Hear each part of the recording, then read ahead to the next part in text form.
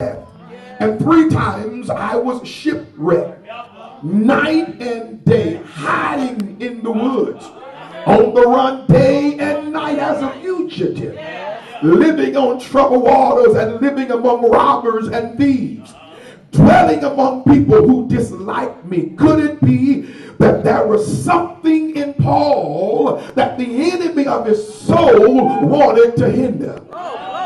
Years ago, I was driving through Pennsylvania Avenue before they put the barricades up. And while riding down there one night, late one night after 12 o'clock, I saw this lady pushing a buggy. Well, in South now we call it a buggy, but it's called a grocery cart.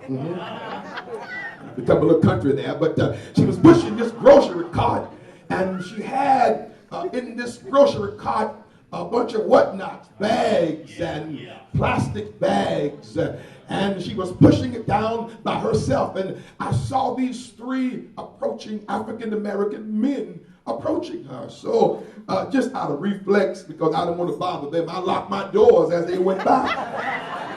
Yeah, I didn't want to bother them. And so, but I noticed something when they went by this woman pushing her buggy, that they neither looked at her or gave her a second thought. I said to myself, I wonder why they're not even bothering this woman that appears she has a cart full of a whole lot of stuff. Well, when I got further down Pennsylvania Avenue, I thought to myself, could it be that the reason why they didn't bother her, because it was assumed that what she had in that cart was not goods, or it was assumed that what she had was not valuable. So why bother somebody who doesn't have something that's worth going after? Oh, I want to submit to you today. Could it be that you've been going through like you've been going through because you're valuable? Yeah. And that if left undealt with, you just might accomplish the assignment. Oh, yes, God, hallelujah. Could it be that you're packing the goods? You're packing the goods. You're packing the goods. You're packing the goods. Have mercy, have mercy. The goods. Tell your neighbor you're packing the goods. Packing the goods. You're being taunted because you're packing the goods. Your family's in disarray because you're packing the goods. And if you're left without being bothered with, you just might accomplish the plan of God that's on your life, but the devil is a liar. You're going to accomplish what God has assigned to your life. Well, chapter 12 now opens here, where now the why of his peril is being explained. Sometimes God gives you the answer after you come out of it. I'd like to have all of the answers before I get involved in it, but perhaps if he told me all of the answers before, I would run away from it.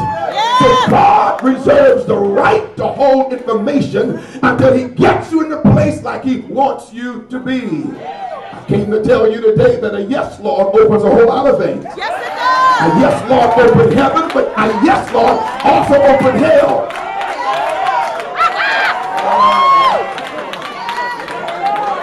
I feel like I've been shouting, hallelujah. Yeah.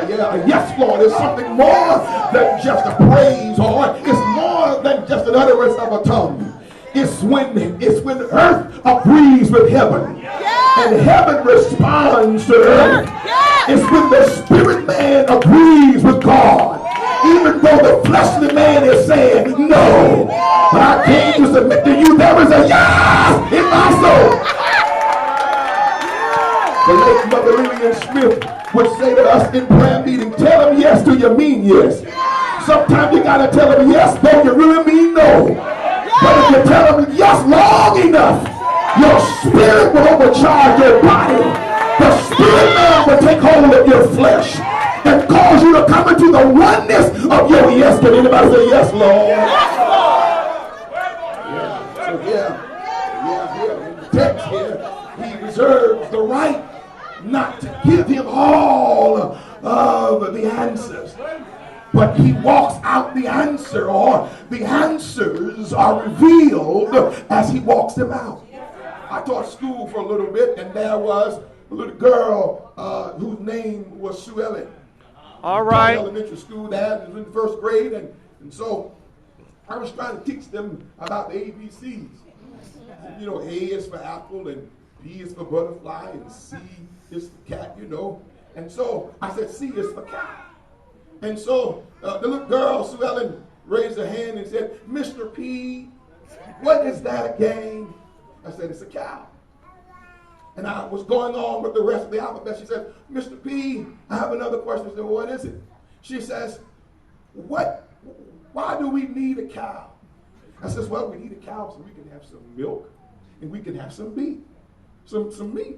She says, Mr. P, why is that cow head looks like it's eating the grass in this picture? I says, well, he eats grass because that's what he eats. You know, you eat chicken, the cow eats the grass. She says, why do we need milk, Mr. P? I said, you need milk so your bones can be strong and you can be like Superman and Superwoman. She says, why do I need to be strong? I said, go home and ask your mama. Go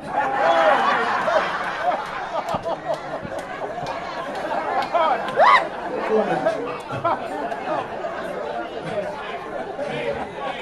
But this little, I learned something in that discourse with Sue Ellen.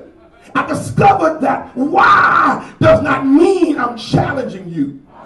But why means keep telling me until I get it. I know they taught us when I was a kid, never to ask God why. But when I got older, I discovered God's not afraid of our questions. It's not that I'm challenging your deity.